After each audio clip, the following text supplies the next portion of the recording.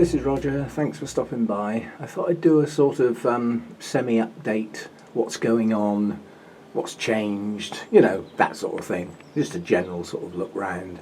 That's my lovely Vanda that my daughter bought me. Most of the flowers are open now. It's lasting well. Lovely plant. Coming around here, what else have we got? Nellie Isla still doing well. That's the orange variety, slightly different to the deeper red. Still has the same lovely lemon scent though, so I like that. This is Sturbic, and here's a little test for you. That's Sturbic. Of that I am absolutely confident. That's the flower, that's what it looks like. Now, I made a mistake. I ordered a plant, and to take advantage of the postage, because it's far cheaper to order 2 plants from most eBay sellers, because they drastically reduce the posting for second and other plants. So being a bit greedy, I bought the plant I wanted and I chucked another one in because it didn't look bad. And it was this one. Now, to all intents and purposes, that's a duplicate, and I've bought another Sturbic. But is it? Is it really? There's Sturbic. Look at those wings on the lip. Look at the shade of red. And then have a look at this one. It is different. It is a deeper red, and it hasn't got the wings, although it has part of them. So it might just be a no ID. Anyway, we shall wait and see. Bit of a mistake on my part, being a bit greedy, but that's what happens when you do those sorts of things. Now up here we have, this is my Psychopsis papilio alba. Its bud is swelling. It still looks a bit small to me. It blasted the previous 2, probably the cold in the winter. Didn't like that. But this one looks like it might actually come into flower, even though that flower might be a bit small. My other Psychopsis, that bud up there is starting to show its colours, so that's going to do that will open soon. That will be nice. And that particular plant that's buried down in there that you can't see has 2 flower spikes on it. That's the second spike, and that bud is just starting to move as well, so hopefully one will follow the other.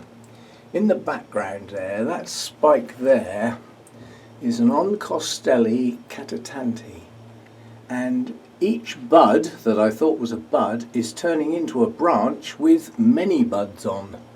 That spike is huge. I'm really looking forward to that coming out. They're very pretty flowers. They're a sort of coppery orange colour when they come out. That's Oncostelli wildcat cheetah, we've seen that before. So up on that shelf there's not much going on. Oh, I forgot, always forget. Tiny Twinkle's out, and it's now starting to open quite a few buds. Just a couple last time we looked. That's quite a nice little show, but these are tiny little flowers, look. The same size as my nail. Tiny little things. Going down onto this shelf, we've got the only Masdevallia that's actually got a flower on it at the moment, but I'll sort of sweep round. These are my Masdevallias. They're all on the same shelf. They don't get quite so much light down here. They get morning sun in through that end window, which makes this shelf very, very bright up to about 1 or 2 o'clock in the afternoon when we get some sun, which in England doesn't seem to happen often. There's some good plants in amongst there. At some point I'll do a video specifically on that shelf. In that giant clay pot there, that's my only Restrepia. That's actually got a couple of flowers on. Very pretty and very unusual flowers on Restrepias. Very, very strange. It's got a couple out. There's another one coming there. Another one round the back there lurking.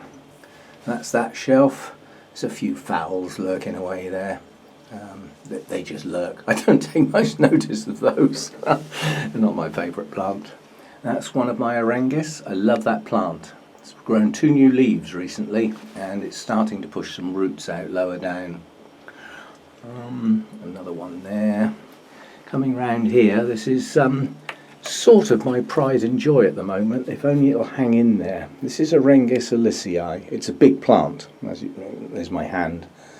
That's the mount. It's a big plant. It's pushing out a new leaf, which looks like the end's been cut off. But if you follow the leaves through, that's how the ends of the leaves end up. So that's how they start, because that's the first new leaf I've had. It's actually got a new root poking out there, which is no good to anybody because it's nowhere near the bark. And that there is the flower spike. I'm worried to death that I'm going to knock that off. That is 5 months worth of flower spike there, and it still isn't showing buds. Slow? Yeah, you betcha. Let's tuck that back with that flower spike safely tucked away. What have we got in there? That's Dendrobium. Oh God, what the hell is it? Stardust Firebird. Bright orange flower. That's the first bud that's starting to show colour there. So that's not far off opening. They are a lovely bright orange, but boy is that a tatty looking plant. Never mind. What else have we got that I can show you? Oh, Harveyanum. Did a specific video on that. That's been in flower since the beginning of January. I'll say on and off because strictly speaking it's not actually in flower at the moment, although that one is just about to open. But that's the next spike. A good spike, that one. A lot of flowers on that one. There's another one there just alongside it, and there's another one lurking just there that will come on behind. And when I watered that a couple of days ago, I did actually notice another cane is pushing out a brand new spike, which isn't going to get to flowering for probably over a month, maybe 5, maybe even 6 weeks. This plant's going to be in flower from the beginning of January, probably till the end of April. That's pretty good value for money in my book. What else have we got? Oh, this was the bit of naughty. I bought a Zygopetalum. I killed the last 2. I don't like being beaten. This one starts off better than the last 2 because it's actually quite a good plant. I'm having to get above it because whoever grew this, I don't quite know how they managed it, but the flowers are pointing skywards. So I'm now leaning over the top looking down at the carpet. It's a nice flower. I haven't had any scent yet because the conditions in here haven't been right for it. I mean, basically that needs the change to get the scent to go. It needs to go from dull to bright. The idea being that when it brightens up, the pollinators come out to play, and that's worth chucking out some fragrance for, because you might actually get your flowers pollinated. On a dull, miserable day when there aren't any pollinators about, why waste your energy? So clever little plants. This is a good plant. It's got good leaves, good shiny green leaves. Quite pleased with that. I just dropped a petal off one of the flowers. Never mind. But what I think somebody's done is this spike was probably arched and they've decided to stake it pointing it skywards and make the flowers look a bit odd. Hopefully the one round here will open up the right way up, we shall see. But not a bad plant. Let's see if I can keep this one alive, shall we? At least I know a little bit more about them than I did last time, so we stand a good chance. There's that giant Phalaenopsis. I still love the colours on that. It's still a smashing plant. I don't know whether I can get at this, but my Dendrobium hercoglossum is going to flower soon, but I'm not moving all the plants to get it out for this video. What I'll do is I'll see if I can zoom in. There, you can just about see the tiny little flower spikes starting to move, and there's 4 canes that have got those little flower spikes pushing out, so hopefully it's going to have quite a good show this year. Now all I've got to do is get this to zoom out again. There we go. What else have we got? Again, I'm not going to dig my way up into there to actually get it down, but this is my Dendrobium anosmum, and it's the semi-alva variety, and it's really struggling this year. It's managed to put out 1 single bud, but it's not that happy a plant. It didn't grow a very good cane last year. We'll see what I can do with that this year. I didn't exactly treat it nicely this winter. Up there's one of my Nobiles that's already had a mass of flowers on it. It's done really well, and hey presto, that cane there, as you can see, has got some more buds coming, so it's going to put on another show for me. Marvellous. Up here, my Tolumnias. Hang on, let me just get this thing to zoom out. Wrong way. Know your equipment, boy, or not. Some Tolumnias anyway. There's nothing actually in flower up there at the moment. But this is one of my better Tolumnias. It's a pretty good plant, this one. And a lovely flower spike. Yay! I'm going to have Tolumnia flowers.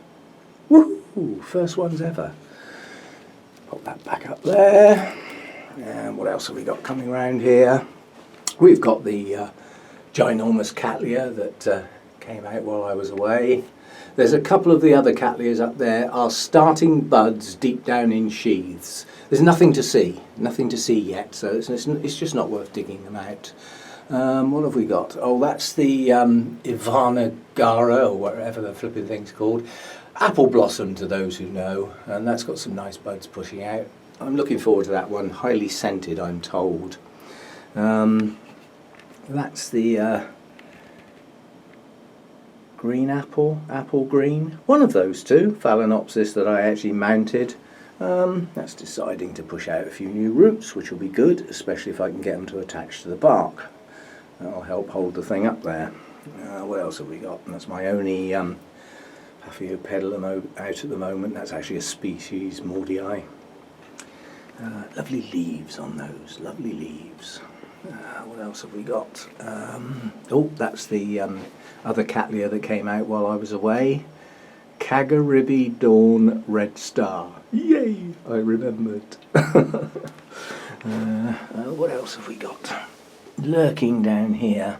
That's my giant Maxillaria tenuifolia. That better have a decent number of flowers this year. That is a beastie of a plant. There's about 30 new bulbs on there. Even if only half of them flower, it should be quite good. What else have we got? In that giant basket there, that's my Coelogyne cristata, variety Lemonaria, I think, something like that. Named after the guy who hybridized it, not the colour or the smell, I'm told. Okay, again, a big plant. I wish I hadn't got it really, because it is a giant of a beast, and not one single flower. But when I got it, it was in a sorry state. This year, it gets a chance to pick up and produce flowers for next year. Otherwise, it will be somebody else's property, not mine. Down in here, those are my two little Deisas. One there, possibly flower this year. And my other little one there. And my Miltonias live down there on the floor as well. Why do they live on the floor, you may well ask? Because it's cooler and it doesn't get quite so much dramatic light. Some more paths along there. I'll show you while I'm bent down here in case I can't get up again. Lurking in there is number 1, and that is a little PC fan, a little 6-inch computer cooling fan. They run on 12 volts. And given the adapter that I've got plugged into 240 volt mains, I could probably have about 50 of those running if I chose, and they're a couple of quid each. And they're designed to run 24/7 forever. I'm putting it to the test. So that one produces a flow of air across my Miltoniopsis and my Deisas and on through onto my Odontoglossums. So it keeps the air moving. Lurking up there is another one, and that keeps an airflow across the top of my Masdevallias. They like airflow, they like good air movement. Oh, I'm starting to creak, I am getting old. There's another one up here, and that pushes air across the top of the greenhouse. It's not quite so important for things like Cattleyas to have air movement at night and Nobile type Dendrobiums, but they're getting it whether they like it or not. And then down a bit lower, just there, is number 4, and that pushes an airflow out across this shelf here and onto these plants here. I always manage to skip past this one without showing anybody. It's a pretty little plant. It's a Brassada, I believe, Orange Delight. Nice little one. Right, where did we get to? Coming round here, there's nothing much going on there, nothing much at all. Up here, these are my sort of Nobile types, or in the main Nobile types. Prima Donna, coming to the end of its initial flowering, one solitary little one there, and the last little group of flowers there. But let's have a look at the cane, shall we? Yeah, we got more buds coming. We've got buds on that cane there. Where else have we got some? We've got buds on that cane there. So this is going to carry on flowering. Buds, buds here, buds all over the place, buds up there. And this has been in flower since the beginning of January. It had no winter rest. I did not stop watering it, and I reduced the feed down to next to nothing, fair enough, a sort of rest, and it didn't get watered as often because it was winter time. But obviously once you get into the Nobile hybrids, I believe this winter rest thing is a little bit of a misdemeanor based on the species. If you don't rest the species, it won't flower. Simple as that. But these hybrids just, I think that sort of sensitivity has just been bred out of them. Nothing much else going on there. Oh, my moniliform. That had a few flowers on a while ago, and I did say it's got nice new canes pushing up, nice big strong canes, and some more little ones coming on behind. And I did say that these canes here would be the next ones to flower. When I said that, I meant next year, as in 2017. And guess what? We have buds. We have buds there. We have buds there. We have buds on that cane. Well, blow me, it's going to flower this year. I haven't got to wait till next year. I'm pleased about that. What else have we got up here? That's my Tolumnia species. And there's some more Tolumnias up here.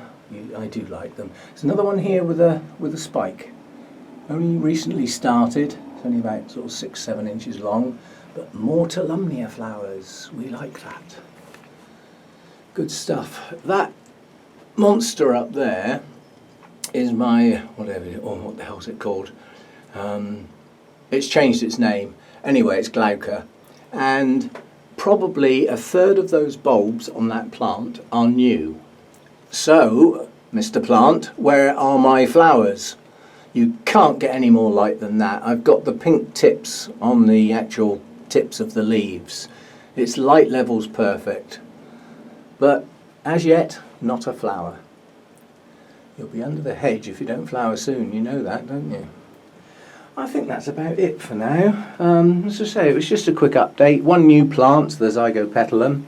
I'm going to have another go. As I said, I've killed 2.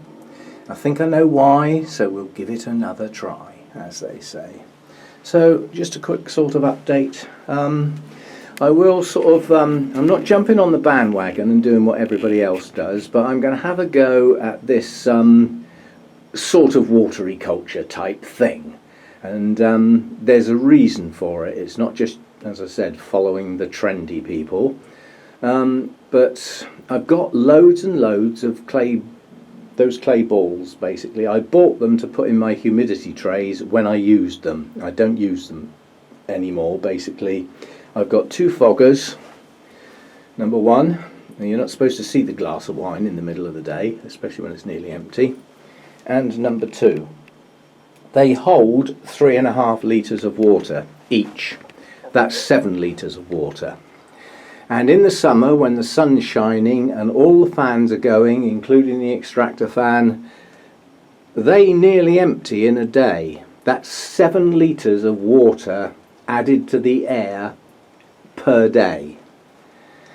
Now, my humidity trays, of which when they were up and running I had 9, and they took about 10 litres of water to top up once a week, which meant they'd probably lost about half of their water.